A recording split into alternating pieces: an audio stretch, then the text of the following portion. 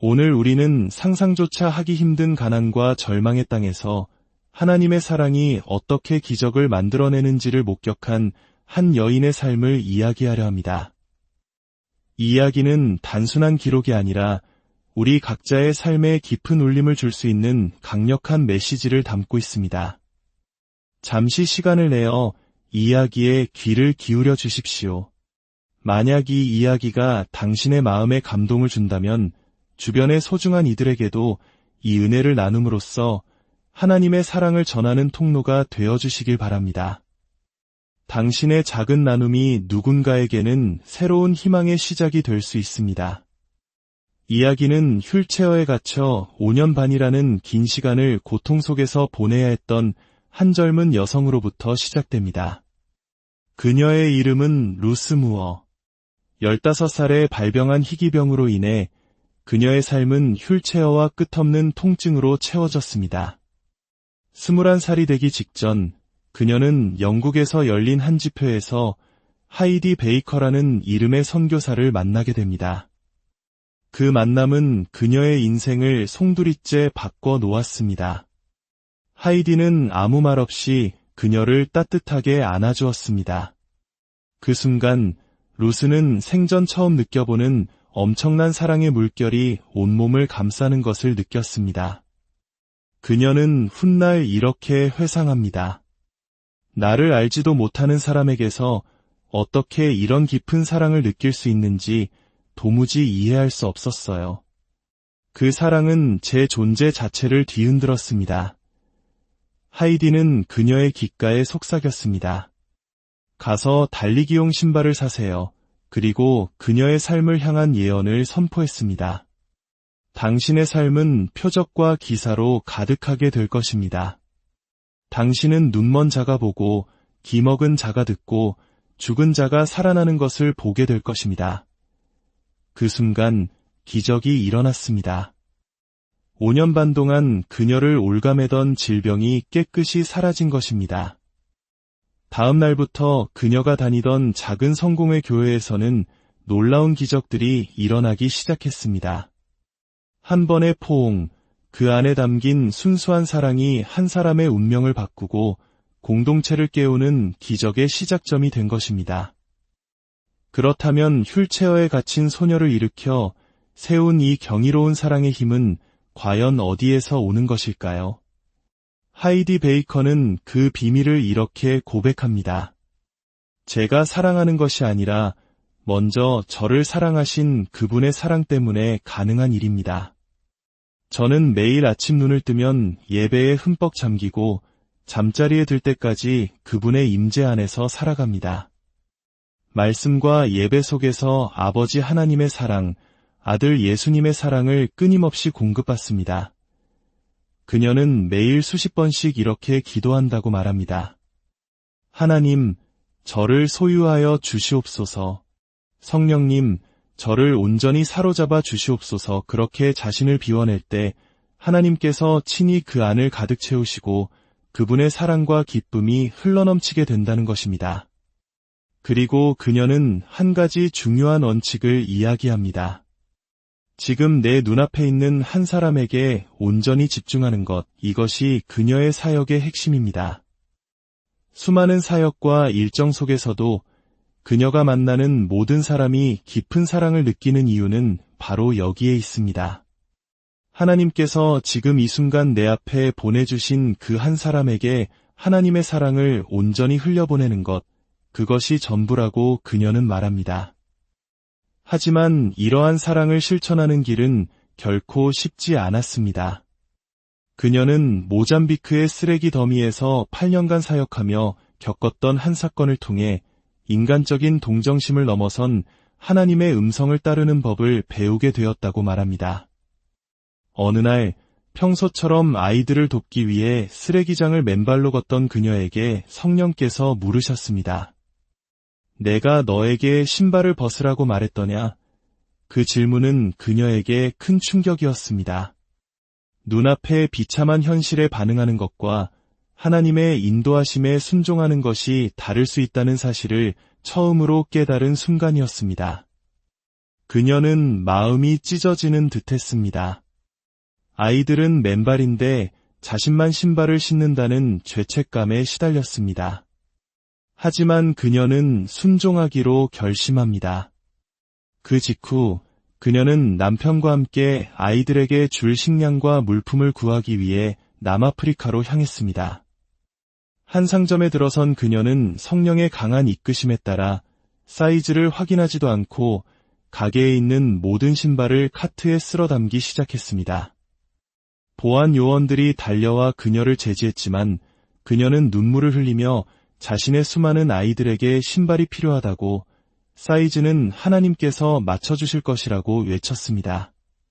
그녀의 간절함에 감동한 보안 요원마저 눈물을 흘렸고 그날 그녀는 수많은 신발을 사서 모잠비크로 돌아왔습니다. 놀랍게도 그 이후 전 세계에서 신발이 담긴 컨테이너가 끊임없이 모잠비크로 보내져 왔습니다. 심지어는 모잠비크에서는 전혀 쓸모없어 보이는 빨간색 하이힐이 가득 담긴 컨테이너가 도착하기도 했습니다. 모두가 의아해했지만 한 할머니가 그 하이힐의 뾰족한 굽을 이용해 땅에 구멍을 파고 씨앗을 심는 것을 보고 모두가 하나님의 놀라운 지혜에 감탄했습니다. 하나님께서는 우리가 보기엔 쓸모없는 것들조차 그분의 완벽한 계획 안에서 사용하시는 분이셨습니다. 이처럼 위대한 사랑의 통로로 쓰임받는 그녀에게도 모든 것을 내려놓고 싶었던 절망의 순간이 있었습니다. 그녀의 삶을 완전히 새로운 차원으로 이끈 결정적인 전환점은 캐나다 토론토에서 있었던 한 부흥 집회에서 찾아왔습니다. 당시 그녀는 두 아이의 엄마이자 박사과정 학생이었고 노숙자들을 위한 교회를 개척하며 360명이 넘는 고아들을 돌보고 있었습니다. 육체적, 정신적으로 완전히 소진된 상태였습니다.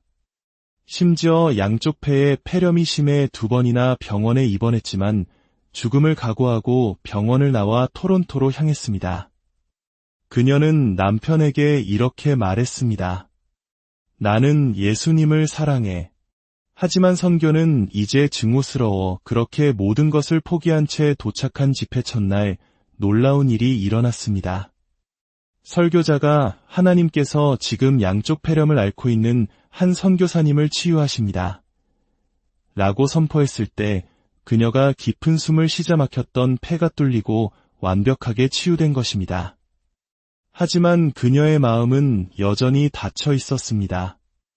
설교자의 화려한 옷차림과 신학적으로 동의할 수 없는 선포 방식에 대해 비판적인 마음을 품고 있었습니다. 치유를 잃고 싶지 않으면 앞으로 나오라는 말에 마지못해 앞으로 나아갔을 때 설교자들이 그녀에게 안수하자 거대한 힘에 이끌려 바닥에 쓰러졌습니다. 바로 그 순간 그녀의 인생을 영원히 바꾼 환상이 시작되었습니다. 그녀는 수만 명의 아이들이 자신을 향해 다가오는 것을 보았습니다.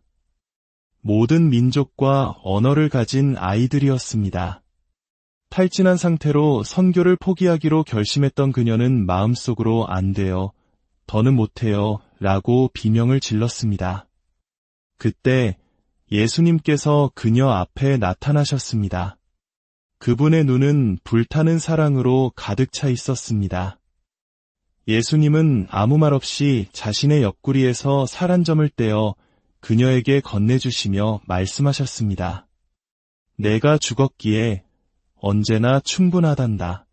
이 떡을 아이들에게 먹여라. 그녀가 아이들을 향해 손을 뻗자 예수님의 살점은 빵으로 변했고 아이들은 그것을 받아먹었습니다. 몇 시간 동안 그녀는 끝없이 밀려오는 아이들에게 생명의 빵을 나누어 주었습니다. 이어서 예수님은 조롱박으로 만든 가난한 자의 잔을 자신의 옆구리에 대셨습니다. 그곳에서 피와 물이 흘러나와 잔을 가득 채웠습니다. 그분은 마음과 마음으로 말씀하셨습니다. 이것은 고난의 잔이란다. 그러나 또한 기쁨의 잔이기도 하지. 내가 마시겠느냐? 그녀는 그 잔을 받아 마셨고 아이들에게도 나누어 주었습니다. 고난 속에 기쁨이 있고 나눔을 통해 풍성해지는 연합과 교제의 신비를 온몸으로 체험한 것입니다.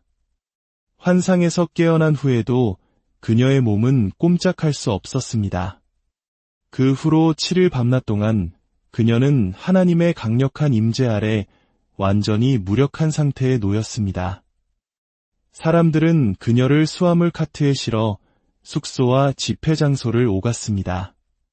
꼼짝없이 누워있는 그녀를 보며 조롱하는 사람들도 있었습니다. 그녀는 물 한 모금 마시는 것, 화장실에 가는 것조차 타인의 도움이 없이는 불가능했습니다.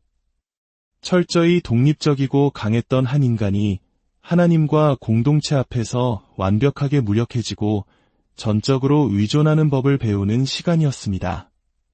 그녀는 눈물로 고백합니다. 하나님께서는 7일 밤낮 동안 저를 꼼짝 못하게 하심으로써 저 혼자서는 아무것도 할 수 없다는 사실을 가르쳐 주셨습니다.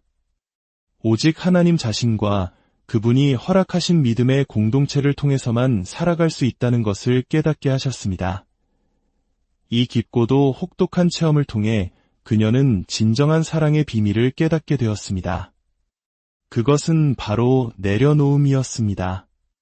나의 힘과 지혜와 계획을 모두 내려놓고 가장 낮은 자리에서 오직 하나님만을 의지할 때 비로소 세상을 변화시키는 그분의 사랑이 우리를 통해 흘러가기 시작한다는 진리입니다. 이야기를 마무리하며 우리 모두를 향한 하나님의 부르심에 귀 기울여 봅니다. 주님, 우리가 더 낮은 곳으로 가게 하소서. 강물이 언제나 가장 낮은 곳으로 흐르듯 당신의 은혜와 사랑의 강물이 우리의 가장 낮은 마음의 골짜기로 흘러들어오게 하소서. 우리의 삶을 당신의 제단 위에 올려드립니다. 우리를 온전히 주장하시고 당신의 사랑으로 우리를 가득 채워 주시옵소서. 이야기를 듣는 모든 이들의 삶 가운데 당신의 거룩한 임재가 머물게 하시고 각자의 삶의 자리에서 예수 그리스도의 사랑을 살아내는 축복의 통로가 되게 하여 주시옵소서. 우리 주 예수 그리스도의 이름으로 기도합니다.